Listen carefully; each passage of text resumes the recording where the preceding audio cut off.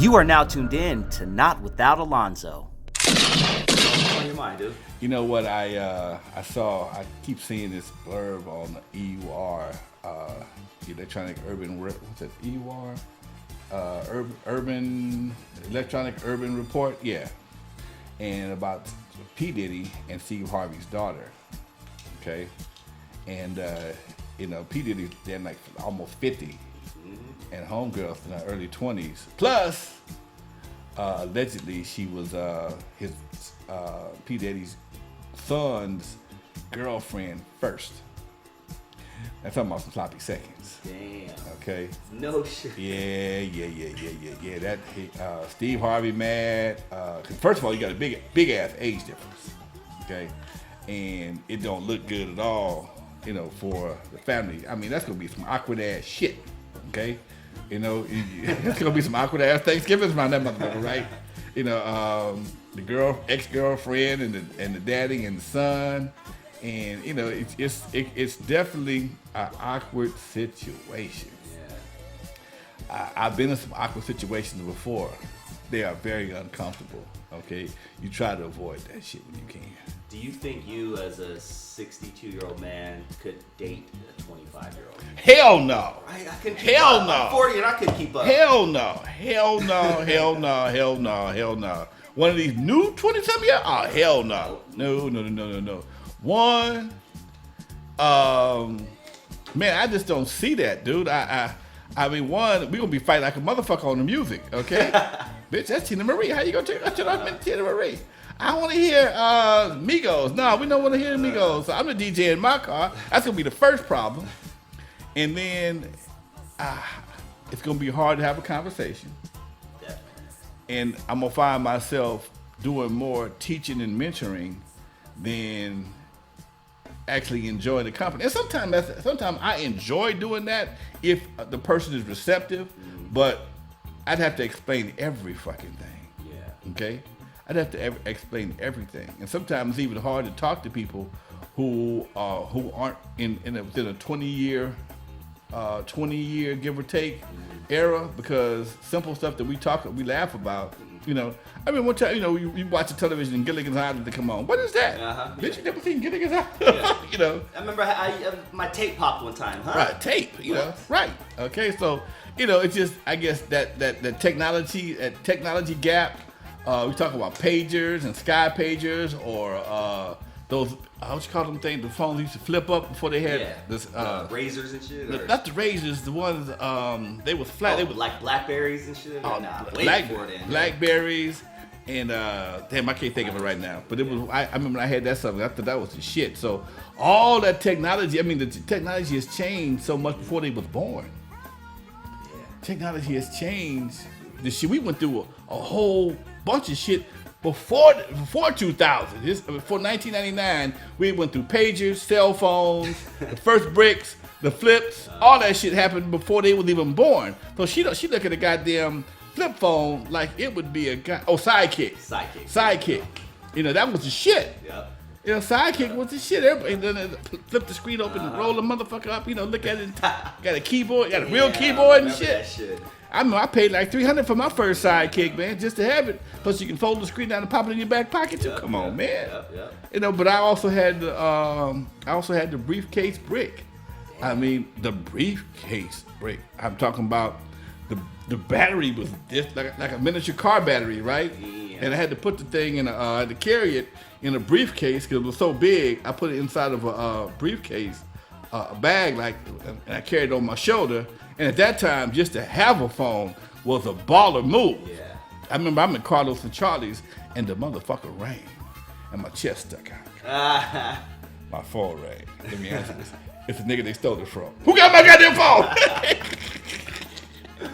So yeah, it's like that. Like, so to have the brick, I got the album cover.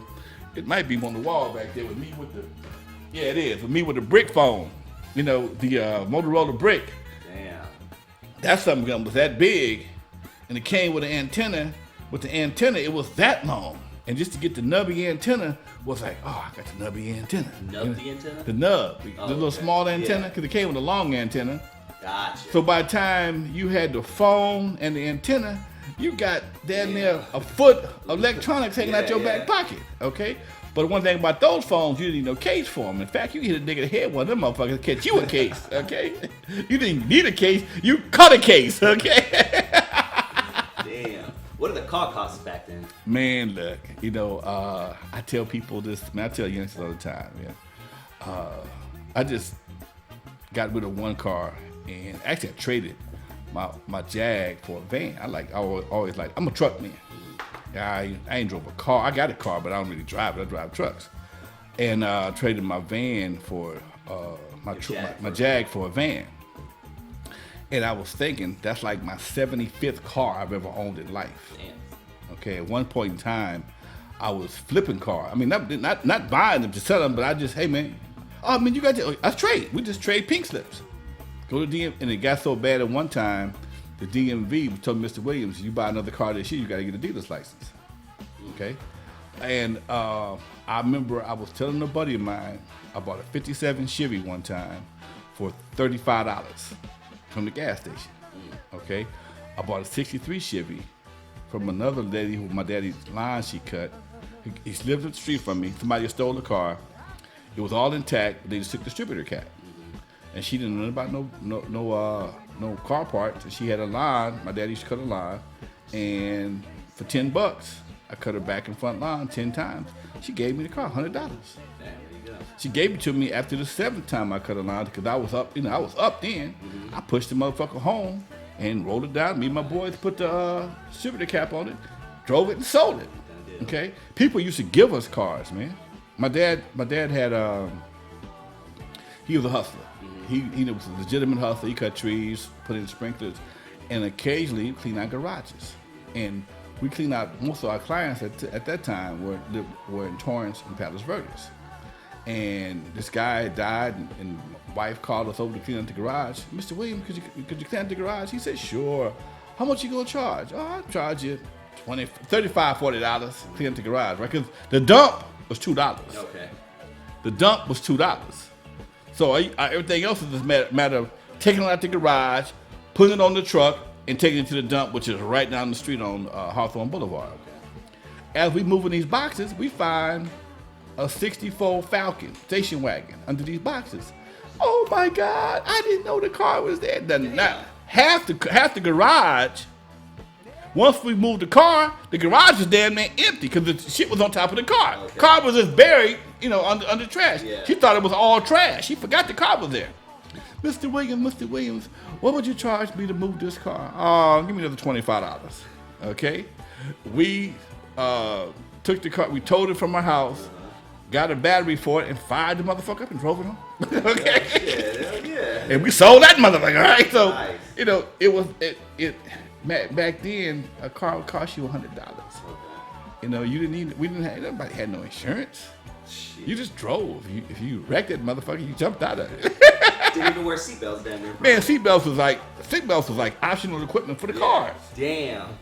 Probably cost more to get them installed. Man, come on, dude. Seatbelts, FM radios, and air conditioning was not standard equipment. That was all extra, dude.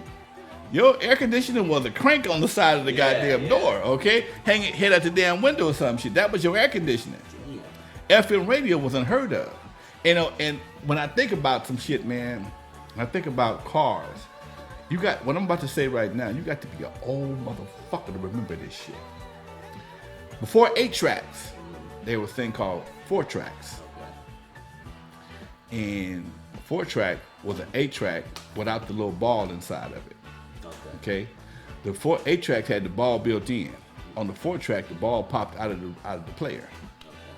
The 4 track eventually became the cart machine for radio stations. They took them out of the cars completely. Okay. And they started putting them in radio stations, because before then you had record players, but you couldn't play the motherfucker while you was driving because it's gonna hit as soon as you hit a bump.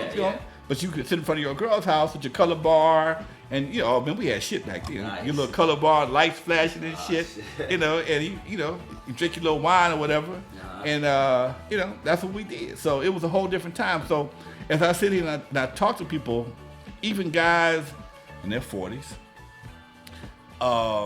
it was a different time, man. You know, even when we were talking about, I did a summit this week at KGLH, and we're talking about how we back in the day at Centennial, we would not go to the prom. The homecoming dance, unless we had tailor-made pants. And like that. It was like that, dude. We'd go to the tailor. There was a guy named Tailor Mike downtown LA.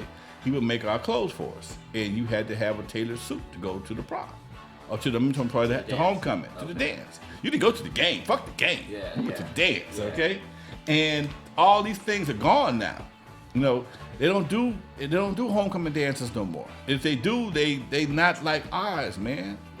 You know, we would do ours in the hood, Doodle sometimes, or Littleton's Patio, or English Square over in Compton. All these places are gone now, but it was something we did, and it was something to look forward to. That's what we talked about. That's what we did, and I look at now, and I reminisce about back in the day, and I see how much of a difference it really is. And I understand time always moves on, but it don't have to move on in such a negative way, and that's the part that I think that probably has me more,